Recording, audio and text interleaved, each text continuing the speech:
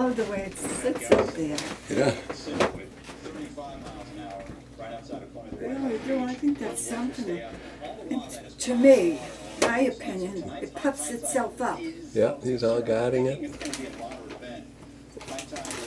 It just seems to be all puffing up like, Mm-hmm. look big.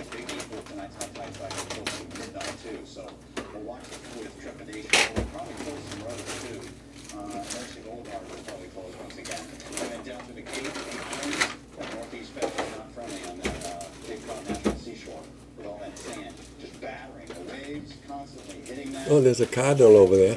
He just chased the cardinal away. It's a big red cardinal was on the fence.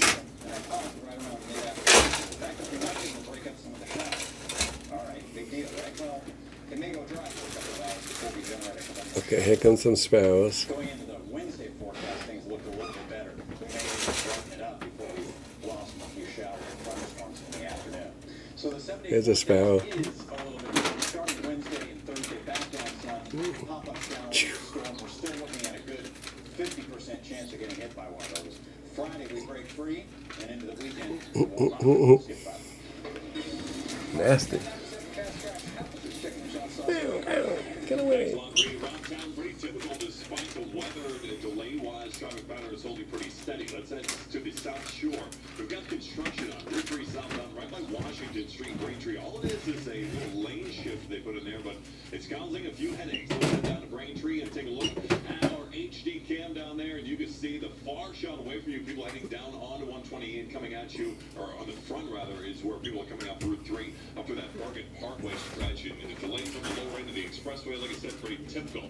We'll show you what the deck looks like of 93. That's where we're right as we get back to our cameras here. This one's on top of the Straft building in Charlestown, and the American flag is flying. The traffic is not. It's very slow both ways on the deck. Same story down here downtown. You've got a lot of company heading into the O'Neill Tunnel on the Zinca Bridge southbound. That Lover Connector is on your left. Pretty typical. Outbound is slow. The inbound not bad on the Stowell Drive. The Turnpike is getting busy out there. You've got delays westbound right now from the TV Tower up to Newton Corner.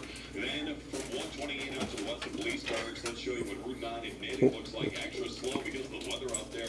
The intersection up there is Oak Street, Natick. This by the Permian Fields out there. And those westbound delays are busy. Eastbound coming at you.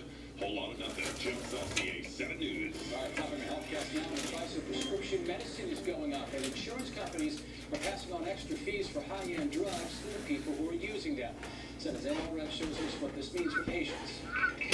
The cost of prescription medication would be out of reach for many families if it wasn't for insurance. I would be bankrupt. Completely. But Kamal Mullenberg is able to afford her chemo drugs because she's insured and makes a regular copay. Every health plan has their own set of copays. Almost all of them use 3 tiers of copays, so the lowest being the genetic. It's sort of a double whammy on the people who need it the most, because the folks who are taking the most expensive drugs tend to be the ones with serious illnesses or chronic illnesses. These are drugs that are keeping them alive today. But higher copays could change in a couple of years when the Federal Affordable Health Care Act goes into effect. In the meantime, some states are trying to cap out-of-pocket expenses for prescriptions and other medical costs.